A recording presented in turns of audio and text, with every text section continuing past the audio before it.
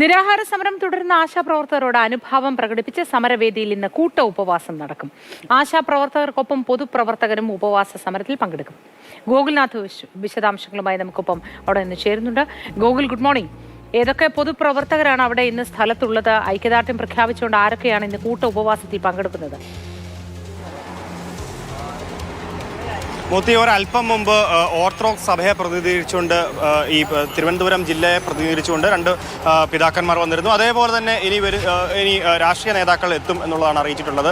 10 മണിയോടുകൂടിയാണ് ഈ ഉപവാസ സമരം ആരംഭിക്കുക. അതേപോലെ തന്നെ സെക്രട്ടേറിയറ്റിന് മുൻപിലേക്ക് എത്തിച്ചേരാൻ സാധിക്കാത്തവർക്ക് അവരവരുടെ PHC കേന്ദ്രങ്ങളിലും വീടുകളിലും ഉപവാസം അനുഷ്ഠിക്കാനും സാധിക്കും. അങ്ങനെയാണ് ഇപ്പോൾ ഈ ഉപവാസ സമരത്തിൻ്റെ രീതി മുൻപോട്ട് പോകുന്നതെന്നുള്ളതാണ് മുൻപേ ഇവർ അറിയിച്ചിട്ടുണ്ടായിരുന്നത്. എന്തായാലും 10 മണിക്കാണ് ഈ ഉപവാസ സമരം ആരംഭിക്കുക. അതിന് ഐക്യദാർഢ്യം പ്രഖ്യാപിച്ചുകൊണ്ട് വിവിധ രാഷ്ട്രീയ കക്ഷി പ്രസ്ഥാനങ്ങളിൽ നിന്നുള്ളവരെത്തും. അതേപോലെ തന്നെ വിവിധ മതരാഷ്ട്രീയ സംഘടനകളിൽ നിന്നുള്ളവരും ഒക്കെ ഐക്യദാർഢ്യമായി എത്തുന്നുള്ളതാണ്. എന്തായാലും ഈ ഓരോ മുഖങ്ങളും കേരളത്തിന് സുപരിചിതമായി കഴിഞ്ഞിരിക്കുന്നു. കാരണം കഴിഞ്ഞ 43 ദിവസമായി ഇവരെ നമ്മൾ പലപ്പോഴായി കാണുന്നു. അങ്ങനെ ഇപ്പോൾ ഈ 3 പേരാണ് നിരാഹാര സമരം ഇരിക്കുന്നതെന്നുള്ളതാണ്. എന്തായാലും ഈ 3 പേർക്കും ഐക്യദാർഢ്യം പ്രഖ്യാപിച്ചുകൊണ്ട് വരുന്ന 24,000-ഓളം ആശാപ്രവർത്തകർ വിവിധ കേന്ദ്രങ്ങളിലും അതേപോലെ തന്നെ വീടുകളിലും ഒക്കെയായി ഐക്യദാർഢ്യം പ്രഖ്യാപിച്ചുകൊണ്ട് ഉപവാസ സമരം ഇരിക്കുമെന്നുള്ളതാണ്. എന്തായാലും ഇപ്പോൾ 10 മണിയോടുകൂടെ ആൾ എത്തിത്തുടങ്ങുകയുള്ളൂ. ഇപ്പോൾ വളരെ കുറച്ച് പേർ മാത്രമാണ് സെക്രട്ടേറിയറ്റിന് മുൻപിലുള്ളത്. വരും മണിക്കൂറുകളിലും തിരക്ക് വർദ്ധിക്കുമെന്നുള്ളതാണ്. 3000-4000 പേരെയാണ് ആശകൾ ഇവിടെ പ്രതീക്ഷിക്കുന്നതെന്നുള്ളതാണ് അറിയാൻ സാധിക്കുന്നത്. എന്തായാലും നമ്മളിപ്പോൾ ഈ കാണുന്നത് പോലെ തന്നെ നിരാഹാരം ഇരിക്കുന്ന ആളുകൾക്ക് ഐക്യദാർഢ്യം അർപ്പിച്ചുകൊണ്ടാണ് ഇത്തരത്തിൽ ഒരു ആളുകൾ എത്തുന്നതും അതേപോലെ തന്നെ ഐക്യദാർഢ്യ പ്രഖ്യാപനം നടത്തുന്നതും എന്നുള്ളതാണ്. എന്തായാലും ഇതിന് സമാനമായി വേറെയും ഉപവാസ സമരങ്ങൾ സംഘടിപ്പിക്കുന്നുണ്ട്. അത് ഈ അംഗനവാടി ടീച്ചർമാരാണ്.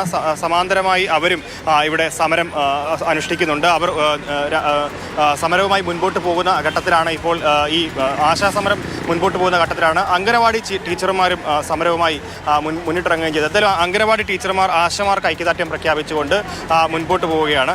എത്ര പേരെ സമരത്തിൽ ഇവിടെ പ്രതീക്ഷിക്കുന്നുണ്ട് ഉപവാസത്തിൽ? കേരളത്തിൽ അങ്ങോളം ഇങ്ങോളം ഉള്ള മുഴുവൻ ആശാവർക്കർമാരും ഇന്ന് ഉപവാസത്തിലാണ്. സാമ്പത്തിക പരാധീനത മൂലം സെക്രട്ടേറിയറ്റ് പഠിക്കാൻ വരാത്തതിൻ്റെ ബുദ്ധിമുട്ടേ ഉള്ളൂ. ഞങ്ങൾ അവർ നിർദ്ദേശം കൊടുത്തിട്ടുണ്ടോ നേതൃത്വം അവരവരുടെ സ്ഥലത്ത് ഏകദേശം ഒരു 4000-ലധികം പേർ വരാൻ ചാൻസ് ഉണ്ട്. അതുപോലെ ഈ നിരാഹാരം ഇരിക്കുന്നവരുടെ അവസ്ഥ എന്താ? അവരിന്ന് 5 ദിവസമായില്ലേ ആഹാരം കഴിച്ചിട്ട്. വെള്ളം കൊണ്ട് മാത്രമാണ്, അതായത് തിളപ്പിച്ച് തണുപ്പിച്ച വെള്ളം മാത്രം കുടിച്ചുകൊണ്ടാണ് അവരവിടെ കിടക്കുന്നത്. വല്ലാത്തൊരവസ്ഥയിലാണ്. പക്ഷെ അവരുടെ മനസാന്നിധ്യം കൊണ്ടാണ് അവർ തളർന്നു വീഴാത്തത്. ശരി, മനസാന്നിധ്യം മാത്രമാണ് ഈ സമരം ഇത്രയും ദിവസം നീണ്ടു നിന്നതെന്ന് നമുക്കറിയാം. ഈ മനസാന്നിധ്യം അവരെ പലതും പറഞ്ഞ് വ്യാമോഹിപ്പിക്കുന്ന മാധ്യമപ്രവർത്തകരാണ് ഇതിന്റെ പിന്നിലെന്നൊക്കെ പലരും പറയുമെങ്കിലും അങ്ങനെ ഏത് വ്യാമോഹത്തിലും ഒരാൾ ഇതിപ്പോ 40-ലേറെ ദിവസങ്ങളായി 5 ദിവസമായി നിരാഹാര സമരവും തുടരുന്നു. ഇത് ഇത്രയുമൊക്കെ സഹിക്കാൻ അവർക്ക് മറ്റെന്തെങ്കിലും പ്രേരണ ഉണ്ടോ എന്നത് ഒന്നുകൂടി ആലോചിച്ച് വേണം പറയാനെന്ന് തോന്നുന്നു. ഇത്രയുമൊക്കെ സമരം ചെയ്യുന്ന ജോലി ചെയ്യുന്ന മനുഷ്യർ അതാരായാലും ഏത് രാഷ്ട്രീയ പാർട്ടിയുടെ പിന്തുണയോടെ സമരത്തിനിറങ്ങുന്നു എന്ന് പറഞ്ഞാലും അവരെയൊക്കെ ചേർത്ത് പിടിക്കാനുള്ള ഉത്തരവാദിത്വവും കടമയും സർക്കാരിനുണ്ട്.